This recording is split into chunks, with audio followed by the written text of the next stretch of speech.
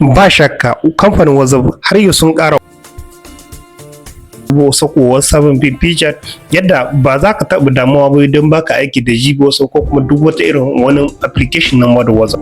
Domin amfani ma da application mod WhatsApp yana sa a yi ma blocking na account ɗinka naka na WhatsApp ko kuma a yi banning ɗin.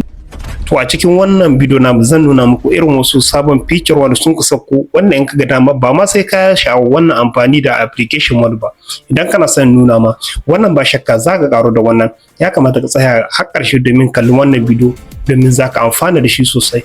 Sannan ka raya da wannan bidiyo ku shiga cikin wannan bidiyo nuna muku su.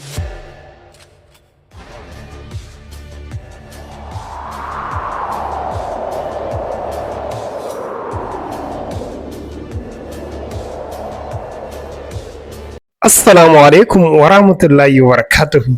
Kamar yadda na gaya muku wasu sababbin feature wanda idan muddin kana amfani da WhatsApp ya kamata ka san su. Ba shakka insha Allah wannan zaka amfana da shi sosai har kai min babban godiya.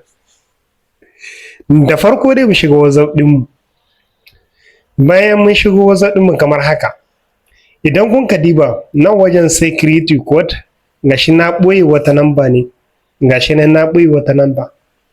Kenan na samu wata namba tsaro wanda ba na son wani ya gani ta ko kuma ba na son wani ya shiga cikin wayata ya ga kamar akwai wata namba nake boyewa wanda ban yarda kowa ya san da ita ba. To idan kana buƙatar wannan ka sa lamba, idan ko baka san yadda zaka yi ba, yadda zaka yi ka boye lamba da wazo shine kamar ga lamba mu danne ta kamar haka, zaka danne ta kamar haka sai ka shiga nan wajen yan ballayen nan guda uku ga sunan. Bayan ka shiga sai ka danna su kamar haka sai ka sa sunan lock sha. Idan ka shiga nan za su gudu ma ka sa code ɗinka ko kuma ka sa mode pass ko security na wayarka sai ka danna kai ka sa security na wayarka to mun yi amfani da security na wayarmu. Kenan dai har yanzu ya koma cikin wannan lamba da muke boyewa. Idan kana son duk ka fidda wannan abu saboda ko da wani ya amshi wayarka ya shiga wasu ɗinka ba zai ga waccan lambobi wadda ka boyewa ba. Ka biyo na ƙarshe domin nuna ma wannan abin, nuna ma wasu sabon feature waɗanda sun ka foge waɗanga tsananin mamaki. Yanzu idan mun ka shiga za ku ga lambobi ga suna wanda na ɓoye a cikin wannan application. To ina son ma ko da wannan kile domin mutane su bar gani ne ba su azama na ɓoye wata lamba. Nan inda wannan 'yan ɓallaye guda uku sai ka danna su haka. In ka zaka danna sai ka danna Sherlock setting. Bayan ka zaka danna Sherlock setting sai ka zaka nan ka danna nan ƙasa sai ka danna nan wannan abu.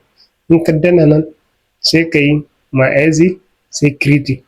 Idan ka zaka nan idan ka danna nan sai su gudu ma ka sa wani tsaro wanda ya kamata ka sa idan kana son ka ga lambobin da ka ɓoye a cikin security. Sai mu sa haka ND cat bari mu bar shi haka nan. Idan ka zaka nan kuma nan gashi nan sai ka sa ND cat 1 2 3 4 5 ka sa lambar da ba za ka taɓa manta ba. Ka sa lambar da ba za ka taɓa manta ba. Idan ka gara maka za ka sa lambar 1 zuwa 2 amma dai ka sa lambar da ba za ka taɓa manta ba domin wannan abin shi na da muhimmanci sosai. ND cat ko 1 2 3 4 5 3 4 gashi. Idan mun ka dawo baya mun ka shiga cikin account ɗin mu kun ga nan ba su gudu mun ɓoye wata lambobi, ba su gudowa ko wata namba da mun ka taɓa sama security kuma mun ka ɓoye ta. Idan kana son ga wata namba da mun ka sama security mun ka ɓoye ta sai ka zaka nan inda ake sharshen wani abin kamar sai ka rubuta ka ND cat wata namba da mun ka sa na farko ta yanzu za ta gudu mana shi gashi nan sama sai mu danna shi kamar haka.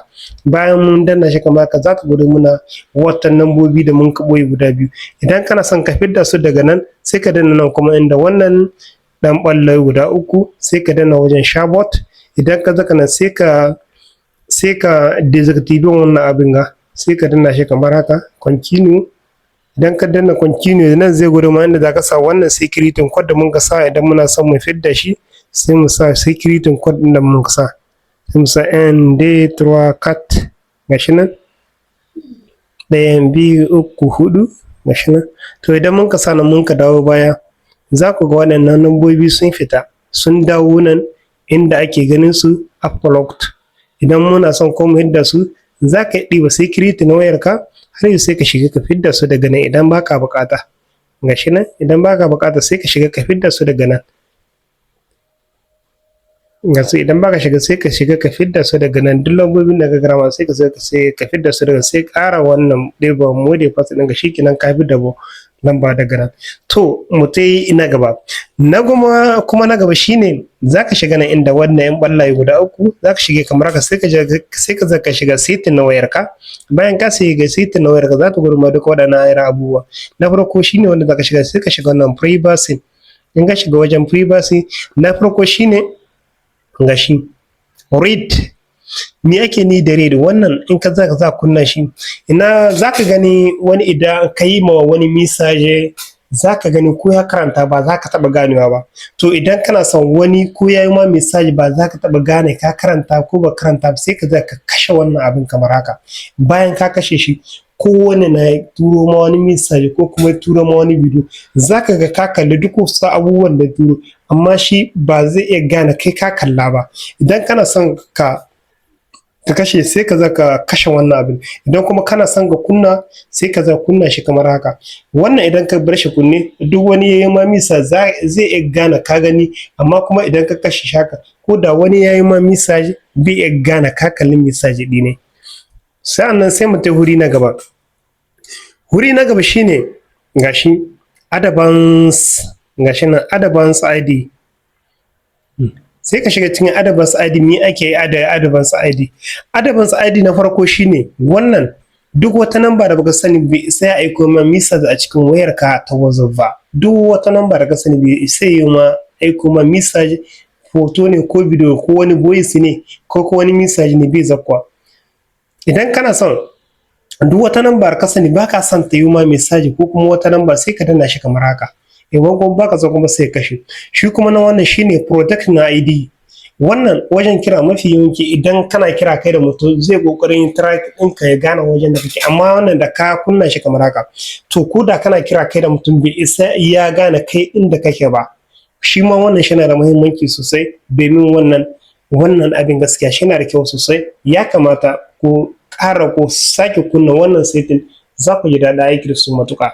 Na uku shine wannan duk wani link da an ga turo ma wanda link ba na ƙwarai na ba bai buɗewa da wayarka idan ya ko da ya turo ma bai zakuwa a zaman like ne idan ka kunna shi. Duk wani ɓatakkiyar link nan ko kuma duk wani link na batsa da an ga tura musu wajen ba zai taɓa buɗewa ba. Duk wani link wanda kai baka san shi ba. Idan kuma zaka so idan kana gara ma zaka kunna shi ko ka bar shi buɗe. Na farko shine na gaba shine privacy check. Me privacy check? Idan ka shiga nan gashi na farko choosing your content is you. Ne idan ka shiga za ga nan group gashi wannan idan ka shiga ka bar shi everyone kowa zai hau da ka bisa group idan ya kirkira wani group amma idan ka samu contact shina ne duk wani mai number kaɗai sai hau da ka bisa group. Idan ka gara ma za ka yi choose min number da kake son za ta hau da ka bisa group wani ko wani Sabon.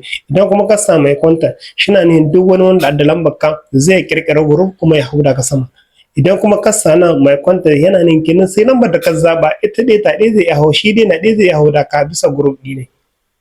Gashi idan kana so sai ka fito mai da sai mu bar shi haka. Idan kana bukata kuma baka san duk wani hau da ka bisa group kamar yadda na gama sai ka zaka nan cikin wajen mai content expression nan na zaka zakwa ka kara ka sa lambobin da ya kamata za su isu ne dai za su iya hau da ka bisa group.